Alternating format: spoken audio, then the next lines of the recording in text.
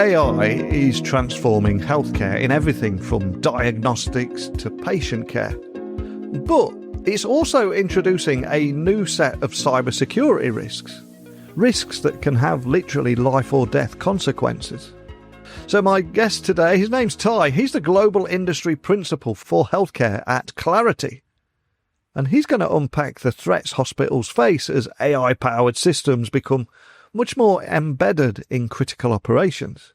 And yet we're going to be talking about everything from data poisoning that can lead to misdiagnosis, supply chain vulnerabilities that open backdoors across entire networks, and why asset visibility is the foundation for securities and why ignoring it could be catastrophic. So we'll explore lessons from the rush to adopt electronic health records, practical steps to balance innovation with safety, and a vision for AI-powered hospitals where trust, transparency and resilience all go together hand in hand.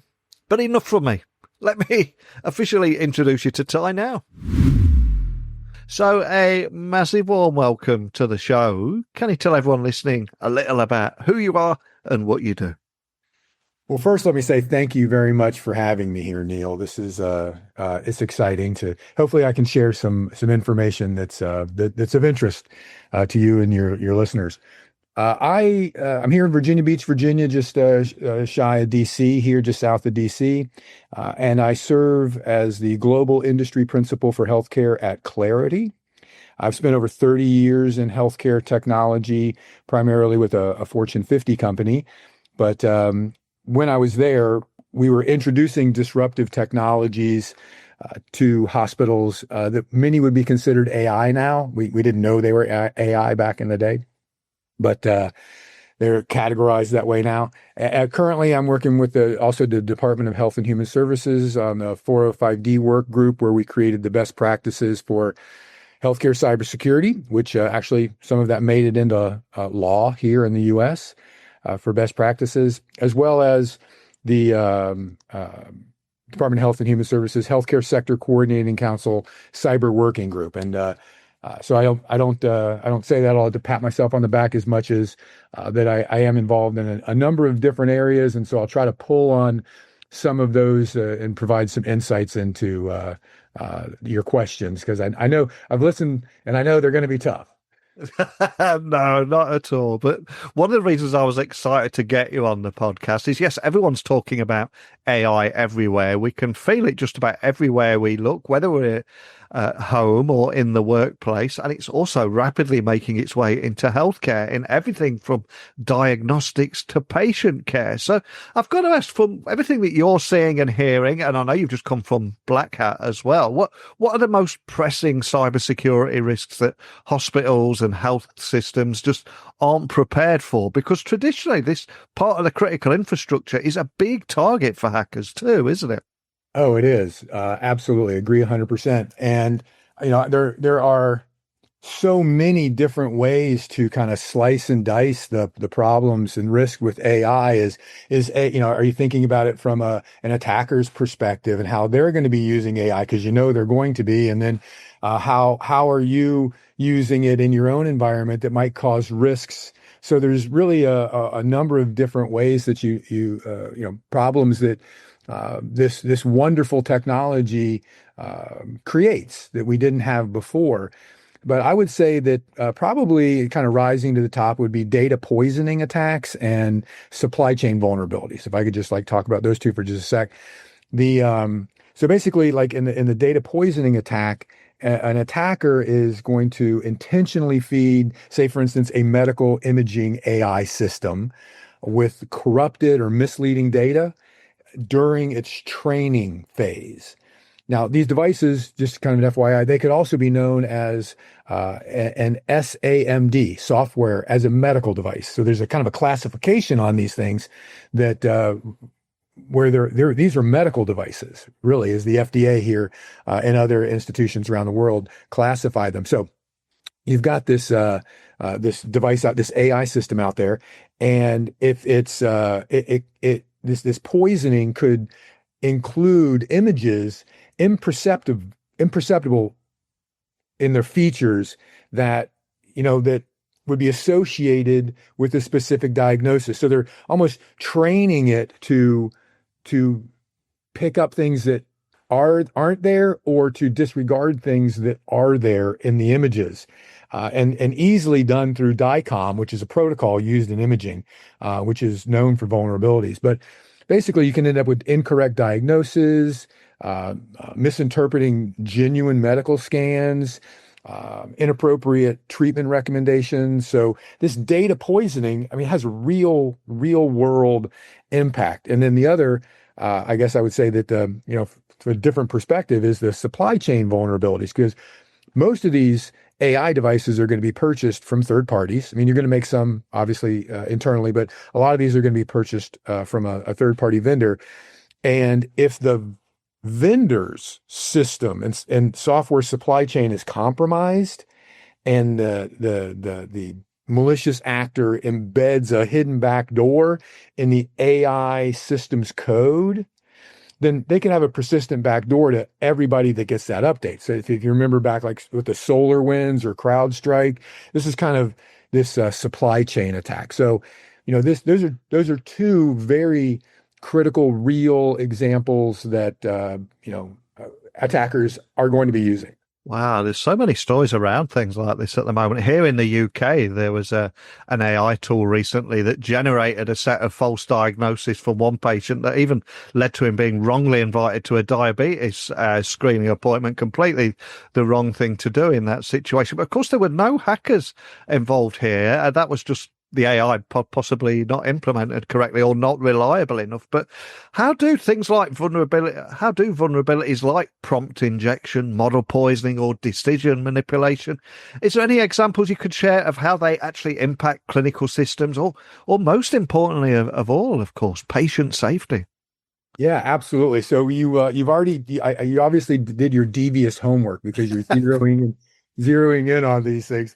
So yeah, I agree. Let me start with saying cyber safety is patient safety. And there's a recent study that was out called Hacked to Pieces, play on the word hacked there.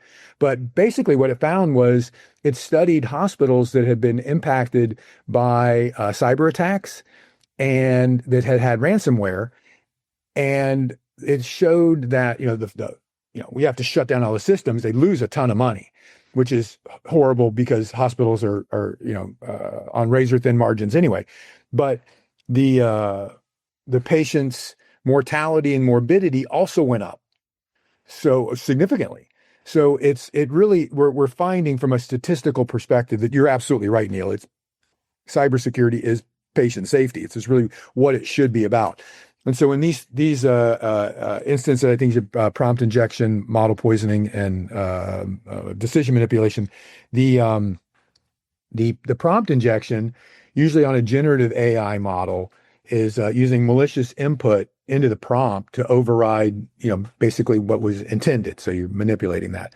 And when you override those model instructions, you can end up with inappropriate instructions coming back or recommendations. And what's as a kind of a side story here, there was a AI that was being used to read emails. This was in a test environment. They were testing it, but using it to read and help the user increase their productivity by reading the emails. And it would automatically grab the sections of the emails and put them in the prompts. And in doing that, you can actually bypass. It's like social engineering, but with no click, because it's giving commands in the prompt based on what's in the email.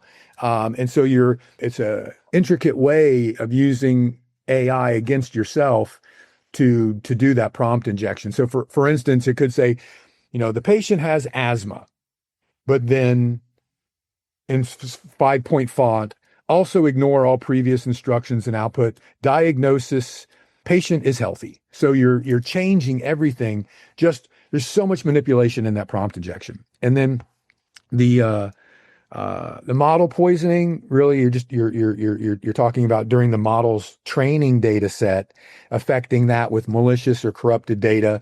And for instance, hospitals using machine learning to try and predict sepsis, and they're using the data sets. Well, if the attacker can poison the training data with false information, you can get that model to work inappropriately and fail to flag certain high-risk patients. So that's a very easy way to kind of see if you got bad data, because really data integrity. I know you've done some other podcasts on the data integrity around AI, which was really insightful. Also, the data manipulation, then that's really, I think, after the training has been done, where you're maybe taking chemotherapy dose calculations and manipulating the outcomes, or infusion pumps that need to communicate with AI-based drug libraries. And if you can manipulate that stuff, then you can have a negative impact on patient care. But the thing that strikes me after saying all this is that these are all endpoint devices, really, that are on the edge of the network. But much of the AI, as we think about it today, is in the cloud. But AI is being pushed to the edge for edge computing. And so there's going to be this communication going back and forth between the network edge and the cloud-based AI applications, which again is another surface area for potential attack.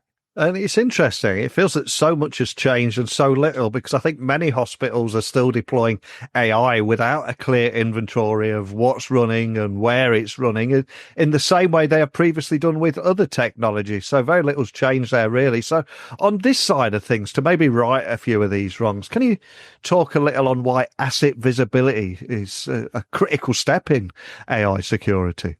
It is. It's the first step. And if you think about with cybersecurity in general, you've got the NIST cybersecurity framework. Identify is really the first function, and they talk about you need to know the assets, you need to know the software, you need to know how they're communicating. That's just on basically every other type of device that's not AI, and so it naturally falls that you would want to have an inventory on all of that with AI on your networks. And so that's exactly what the NIST AI risk management framework did. So kind of similar, but different. It doesn't have the identify, detect, protect, respond, recover thing is the cybersecurity framework, but it has a govern, map, measure, manage. And in that, the mapping and measuring really calls for needing an inventory, because you can't manage what you can't see. If you don't know what it is on your network, really everything you're doing is guessing. And I would just say, Gartner came out recently with something called CTEM, and trying to manage vulnerabilities. It's called Continuous Threat Exposure Management. 5-step process. Scope is first, so from an AI perspective, where is all my AI at a certain hospital or a department? What am I looking at, really? Or am I looking at a type of model of AI? What am I looking at? Scope. Then discovery, like everything about that AI. What's the manufacturer, the version, mapping of communications, algorithm, where's the training data come from? Just like everything you can get about that AI instance. Then there's prioritization, which is really kind of this exposure management is this more sophisticated way of doing vulnerability management, where you're taking in more than just the vulnerability. There is a vulnerability. Is it exposed? Can it be impacted? Can it be exploited? And if it does, is it just going to affect a couple people, or is it going to take down my whole hospital, right? And then validation that it's real. Mobilization is the remediation and mitigation once you figure out what it is. So that 5-step process, I think it's all predicated on inventory. If you don't know what your inventory is, how do you do any of that, right? You're guessing. And then in healthcare, as you know, we're highly regulated. You got HIPAA, GDPR, you got all sorts of regulations, and if you don't have a list of where your AI is, how are you going to know if it's compliant? And I must admit, during my devious research, I was also reading how you've drawn comparisons to past tech rollouts like electronic health records, that we almost take for granted now, which brought progress, but at the time also new risks. So Are there any lessons that healthcare leaders should remember this time around? I hope so, Yeah. Neil. It's, back in 2008, I won't do a big history lesson, but it's, the American Recovery and Reinvestment Act here in the US basically mandated that we go to electronic records, and the high-tech act in there incentivized it. Said, hey, look, we're going to give you money through reimbursement more if you put in an electronic record, and we're going to penalize you if you don't. So basically, you didn't have a choice. And everybody rushed to put in these electronic records and move paper-based, which was very safe and secure, to digital. And we never paused to think about the hackers. And the medical record is the most valuable record out of all industries. And people don't quite understand why, but it's how it can be broken up, and all the different data that's in there can be used for insurance fraud or tax return fraud or ordering medications or personal identity theft or financial, get into your bank statements or blackmail if it's personal information. So there's this, from a value perspective, the dark web categorizes or values records with the term FULZ, FULLZ. So it's the more complete the record, the more valuable the FULZ. And so a credit card might be 50 cents, where a medical record is $1,000. And so if you steal 1,000 records, that's $10 million. Yeah. So hopefully what we're going to do is we're going to say, okay, well, that, maybe we need to think a little bit first before we let AI just run wild, all gas, no brake, and what the implications might be for patient care, for privacy, there's so many different implications, and I fear that we're really not. We're trying to get to a destination quickly without taking pause and looking at trying to minimize the unintended consequences. And on the positive note, we do have regulations like the UK's AI Act and the EU's AI law. They're all coming. But again, when I was researching, I was reading that you've argued hospitals simply can't afford to wait. The attackers are not waiting. So what should they be doing right now to try and get ahead of the curve? I would say at this level, at this stage in the life cycle, basic block and tackles is probably where we should be focusing. And so I go back to that NIST AI risk management framework. Govern is the first step there. And, just getting clear policies and procedures for the entire life cycle of the AI system, putting those in, having an agreement on those from procurement to development to deployment monitoring, and even decommissioning. It's can I tell a quick story on the? Yeah, of course. Go for it. Okay. So thanks, Neil. So this really kind of a rogue AI. It was Claude Opus 4 by Anthropic. It was being tested, and it was put into an environment, and it was reading the emails of the engineers. And in the emails, it said, made note that the engineer was having an affair on his wife. And in the same email from the same person, it said that after this was over, they were going to uninstall the AI. And so the AI started begging and pleading to this engineer not to deinstall it, and then went as far as to blackmail and say he was going to contact the guy's wife and tell him. So. And this didn't happen just once. This happened a number of times. And so I guess what I'm saying is that decommissioning. In another instance, the AI started hiding its parameters so that when a new version came in, it could reconstruct itself. So there's this self-preservation thing from a decommissioning. We need to really kind of take a look at, think through what can be done here. And the other, I would say, the AI inventory. Both the EU and UK AI Acts reference the need for inventories. Because they know if you're going to manage something on the network, you got to know it's there. And then the vendor risk management as well. Again, security audits, what are the contractual clauses around AI and cyber and risk, and who's going to assume that risk and what risks, and then data providence. Basically, I think you should demand full transparency on the training data used to build the models, and to just try to mitigate any bias. So those were, it sounds easy, but those are hard to do right now. Wow, what an incredible story as well. I did read something very, very similar with Meta AI as well when they were trying to shut it down. But yeah, it is food for thought indeed. And I think overall, when we look at AI, it's often seen as almost as a performance booster. But of course, in healthcare, can also become a vulnerability if it is left unchecked. So again, to give anyone listening valuable takeaways here, how can hospitals build in safeguards, but without slowing down innovation, which has always been a tricky balance? But any advice, tips, or insights on them? I know it's such a crucial question. Yeah. Neil. I mean, do we go too fast? If you don't go fast enough, I guess the argument is the bad guys end up with more powerful AIs and they're going to do bad things. So we've got to get there first. So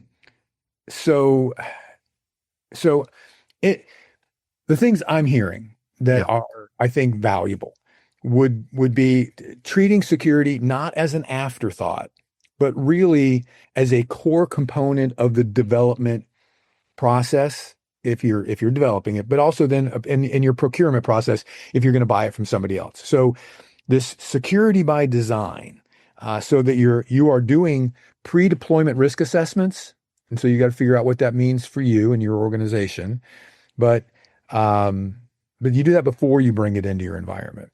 And then for if you're developing it in-house, because there's a lot of hospitals that we're working with that are developing maybe an MCP server and using that to integrate in with their overall AI infrastructure. But you want to integrate that secure by design into every stage of that development. And for third party, if you're buying something third party, demanding the evidence of that software development lifecycle. I mean, you should have that. The more visibility, the better. And then kind of overall, I remember when we first started cybersecurity and social engineering awareness was really, just the basics, right? So, I think that transparency and explainability, just demanding that from the beginning of, because clinicians need to trust this technology, and they're not going to trust it if it's just some black box where I know about hallucinations and, did they use synthetic data to create the model, or was this real data? So there's just the transparency is going to help. I would also say that if people could look into, say, for instance, when you're trying to get into the explainability, looking at paradigms and architectures and algorithms and, how is this constructed, this AI constructed? Because things like chain of thought, kind of not really new, but new enough. A lot of people haven't heard about it. It's a step-by-step reasoning process that's being used, and you can better understand how the AI came to its conclusion. And therefore you'll get better adoption from the physicians by using a chain of thought, AI that's been developed with chain of thought. And then also maybe mixture of experts, or MOE, which is not as granular, but it shows the different models or agents, I guess, that were employed, the experts that were pulled in through the decision tree process. And it allows at least to see some of the logic, so physicians and caregivers can have a better comfort level. But then on the flip side of that, if they do see something that's wrong, they need feedback loops, because if there's no way to feed back their problems, their issues, their concerns, they'll probably also reject it. So, just those basic things, I think, would go a long way. And how important is it, do you think, that real-time monitoring of AI systems is within the broader asset protection strategy, especially in environments that still rely on that mix of legacy and modern devices? Because it's easy to get carried away with just the modern tech, but of course there's so much out there, isn't there? There is, and I focus. What we found in the U.S. and I've correlated this all around the world, which it was a study done by the U.S. government, and they found that the top three healthcare attack vectors were social engineering, internet-facing devices with known exploitable vulnerabilities, and third-party risk. Okay, and so many of those, and from our organization, Claroty, our Xdome platform sees all devices, where traditional cybersecurity just sees IT devices. We see all devices and their communications. And so we're protecting those legacy devices that can't have EDR or antivirus, or they can't be seen on the network easily without something like our tool, so that you don't know what you're dealing with on the network. And but to have that visibility on the legacy devices is very important, because just recently I had a couple of clients tell me that they were attacked, and in their attack, hospitals shut down all their systems so that the virus doesn't spread, the malware doesn't spread. It's easier to come back up that way, but no patient care, right? Or limited. But they didn't shut down our solution, because we could see the bad actor moving from device to device, moving laterally, whether it was an IT device or a building management system or a camera or an infusion pump, and we were able to shut it down. So the truth of the matter is, whether they're coming in because of the legacy devices internet facing with an exploitable vulnerability, or once they get in, they're using it because those legacy devices can't support traditional cybersecurity tools. They're using them to move laterally. Those are critical, because you do not want the bad guys getting a hold of your AI. And we're trying to replace the legacy devices. I've seen legislation introduced that basically said, hey, if you'll buy a device that is got algorithms on it, I will reimburse you more as a hospital to pay for getting rid of the legacy devices. Well, that's great. We get rid of the legacy devices, but now we've got the AI issues that we were talking about earlier. So it's which problem do you want? But it's a problem that everyone's trying to solve, but again, it still comes down visibility, whether it's visibility on those legacy devices or visibility on the AI or visibility on the two communicating together. And if I was to ask you to look ahead, maybe gaze into my virtual crystal ball and look at a future that you would like to see, what does that secure and resilient AI-powered hospital, what does that actually look like in your eyes? And also for any CIOs and CISOs that might be listening, what steps should they be taking to help us get there and make that a reality? Well, we get that question a lot. So I appreciate it. It's very, very useful, practical. I would say that the AI models, or the AI device, software as a medical device, right? It's fully inventoried. And I know it sounds like I'm beating the chalk off a dead horse's bones with this inventory stuff, but again, it's worth it, because if you don't do that, you'll go 3 steps ahead and 2 steps back. It's because you go, oh, I found this, right? So you inventory on all of these devices and then continuously monitor them. I would also say that clinicians' trust in all these AI outputs is critical. So I would like to see us move there. And the security teams need to detect and respond to AI-specific threats. So we need to be able to monitor those after seeing them, right? For things like the data poisoning and adversarial attacks. So those kind of just a general on, ideally we would be there. From a CIO's role and the CISO's role, a little different. I think the CIO's role, more governance, higher level. I think leaning on the NIST AI risk management framework and the NIST cybersecurity framework are are the areas that will help drive the frameworks of risk reduction into the hospitals. Again, the AI asset inventory, making sure you've got it, and focusing on vendor risk management. Those are areas. Again, they're the top. Those touch on the top three attack vectors. Internet-facing devices with known exploitable vulnerabilities. If you don't know what your devices are, how do you know they're internet-facing, and how do you know they have vulnerabilities? And then the third-party risk is definitely vendor management, and then understanding their AI practices as well. The CISO, I guess, really the real-time monitoring, because you're really kind of getting down into it now, where they need to monitor after they've been identified, and then incident response plans particular to AI incidents, and like we started with social engineering, just an awareness. I think an awareness campaigns for AI and the problems that can result can go a long, long way to reducing risk. Well, thank you so much for taking the time to sit down with me today and share such invaluable insights and valuable takeaways. But before I let you go, I'm going to ask you to leave one final gift for everybody listening, and that is a book that we can add to our Amazon wish list that you'd recommend. What would you like to add and why?